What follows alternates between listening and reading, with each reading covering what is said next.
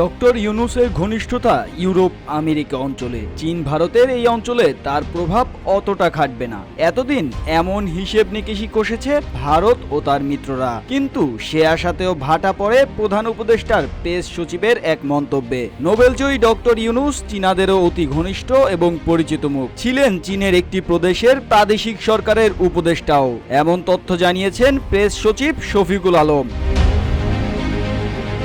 প্রধান উপদেষ্টার প্রেস সচিব জানান, ডক্টর ইউনূস হাইয়ান প্রাদেশিক সরকারের অ্যাডভাইজার ছিলেন, এটা আমরা জানিও না। চায়নার প্রভিন্সিয়াল গভর্নমেন্ট সিস্টেমে ওরা অনেক শক্তিশালী, এই গভর্নমেন্টের উনি অ্যাডভাইজার ছিলেন অনেক আগেই। ইউনূসের চীন সফরে জ্বলছে ভারতের হৃদয়। ভারতের হৃদয় জ্বলা মানেই তার জন্ম জন্মান্তরের বন্ধু শেখ হাসিনার অন্তরাত্মা তো দহনে পুড়েই যাচ্ছে। শেখ হাসিনা তো ডক্টর ইউনূসকে আমেরিকার দালাল বলতেও ছাড় দেননি। সেসব উক্তি কটূক্তি বিবেচনায় অনেকে ধরেই নিয়েছিল ইউনূস বোধহয় ইউরোপ আমেরিকা অঞ্চলেরই ঘনিষ্ঠ। চীন ভারত অঞ্চলের রাজনীতিতে তার প্রভাব রাখা হয়তো কষ্টসাধ্যই হবে।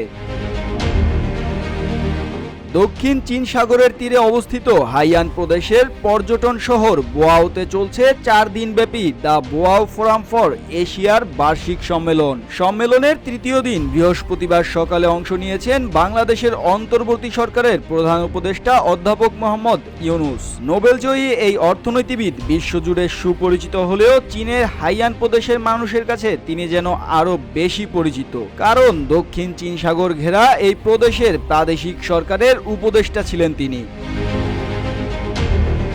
এ বিষয়ে প্রেস সচিব বলেন, প্রফেসর ইউনূসকে হাইয়ান প্রদেশে সবাই চেনে। উনি এখানে শুধু আজকে এসেছেন এমন না, ওনার গ্রামীণ ব্যাংকের মডেল এখানে রেপ্লিকেটেড হয়েছে, ওনার সোশ্যাল বিজনেস এখানে রেপ্লিকেটেড হয়েছে। উনি যে বলেন 30 ক্লাব, চায়নার অনেকগুলো ইউনিভার্সিটিতে এই 30 ক্লাব আছে। ওনার 30 উপরে লেখা বই ও ব্যাংকার টু দ্য পুওর এই চাইনিজ ভাষায় অনুদিত হয়েছে এবং এখানে প্রচুর বিক্রি হয়েছে। এই জায়গায় চাইনিজ লিডারদের কাছে তিনি খুবই পরিচিত মুখ। উনার যে পরিচিতি এটা অকল্পনীয়।